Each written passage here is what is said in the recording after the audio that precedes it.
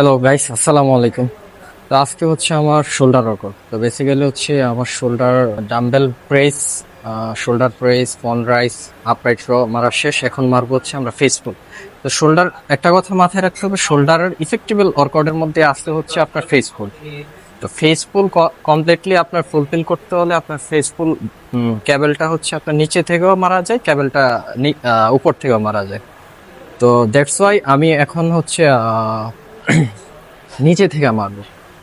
একটা কথা মাথায় রাখতে, শোল্ডার যদি প্রপারলি আপনার যদি হিট করতে চান তাহলে হচ্ছে আপনার ফেস পুল মারাই লাগবে, নয়তো আপনার শোল্ডার ওইভাবে ইফেক্টিভ হবে না। চলেন শুরু করি, দেখতে থাকেন। মানে মাথায় রাখতে হবে যেন আমার ফর্মটা ঠিক থাকে। That's it.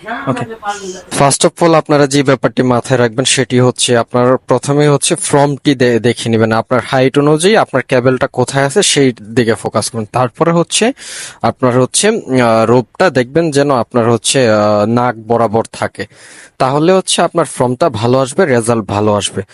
3D শোল্ডার করার জন্য আপনাদের মাথায় রাখতে হবে যেন আমাদের ফর্মগুলো যেন ঠিক থাকে, পারফেক্টলি থাকে, পারফেক্টলি প্লাস স্লো রেপিটেশন যেন হয়, তাহলে শোল্ডার দেখতে সুন্দর লাগবে। Thank you so much, tata.